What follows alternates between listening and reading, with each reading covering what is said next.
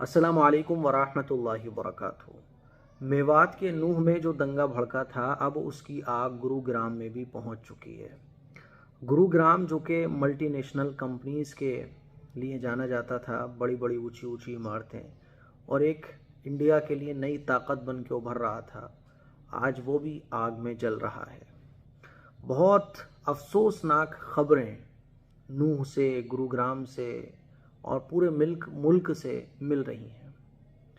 दंगाई एक मस्जिद जिसका नाम अंजुमन मस्जिद था, और ये गुरुग्राम की एक ही मस्जिद है। गवर्नमेंट ने 2004 में या 2006 में जो मंदिरों के लिए, गुरुद्वारे के लिए, चर्च के लिए और मस्जिद के लिए जो ज़मीन दी थी, उसमें एक मस्जिद के लिए भी ज़मीन दी गई थी। ये वही मस्जिद है जिसका नाम अंजुमन मस्जिद था, और इस मस्जिद की सिक्योरिटी के लिए पुलिस वाले भी तैनात थे। पुलिस वालों ने इसकी हिफाजत का जिम्मा लिया था, लेकिन दंगाई तकरीबन 200 से ज़्यादा इकट्ठे होकर इस मस्जिद में घुस गए। चूँकि दंगाई ज़्यादा थे, पुलिस वाले कम थे, तो वो कुछ ना कर सके, और जो 3-4 लोग इस मस्जिद में सो रहे थे अंजुमन मस्जिद में, उन पर हमला बोल दिया, जिसमें मोहम्मद साद जो कि इस मस्जिद के नायब इमाम थे, बिहार के रहने वाले थे, शादीशुदा गालिबन नहीं थे ये, लेकिन अपने घर वालों की जिम्मेदारी उठाने की गरज से ये पिछले 6 महीने पहले ही इस मस्जिद में इमाम मुकर्रर हुए थे। इनको मार दिया और 3 लोग घायल हो गए जो कि आईसीयू में भी हैं।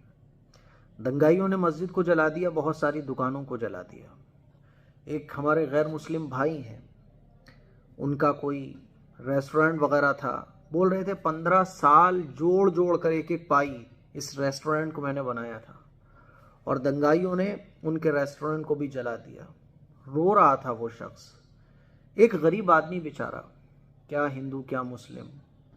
दंगे जब भड़कते हैं ना, तो इंसानों का नुकसान होता है, गरीबों का नुकसान होता है। कोई अपने बेटे को खो देता है, कोई अपने शौहर को खो देता है, बच्चे यतीम हो जाते हैं, लोग बेरोजगार हो जाते हैं।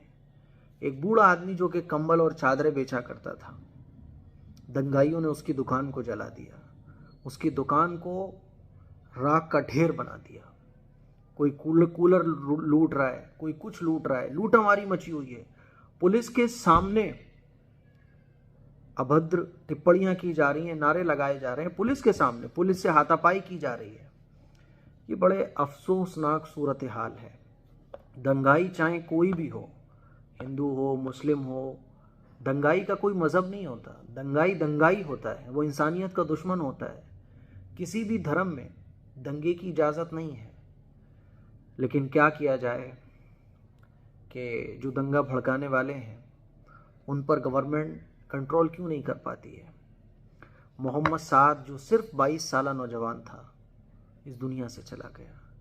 उनके भाई कहते हैं कि इशा के टाइम तो मेरी बातचीत हुई थी और मैंने आने का टिकट भी करा दिया था, लेकिन 12:30 बजे 200 से ज़्यादा दंगाई मस्जिद में घुसे और पूरी मस्जिद को जलाकर राख कर दिया और मोहम्मद साद को कत्ल भी कर दिया।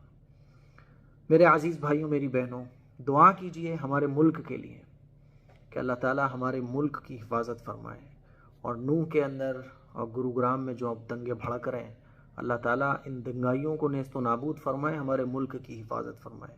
बहुत अफसोसनाक खबरें आप लोग देख रहे होंगे, इसीलिए ख़ास तौर पर दुआओं का एहतमाम करें। और गवर्नमेंट से हम ये अपील करना चाहते हैं कि दंगाइयों के ख़िलाफ़ सख्त से सख्त कार्रवाई होना चाहिए। दंगाइयों का धर्म नहीं देखना चाहिए, दंगाइयों के ख़िलाफ़ फुल एक्शन होना चाहिए। लेकिन अफसोस की बात है कि हज़ारों वीडियोज़ आने के बावजूद भी अभी तक मुकम्मल तौर पर दंगाइयों पर कार्रवाई नहीं हो सकी है। ये कुछ अफसोसनाक खबरें थी जो मैंने आप लोगों से शेयर की। अस्सलामु अलैकुम वरहमतुल्लाहि वबरकातुहू।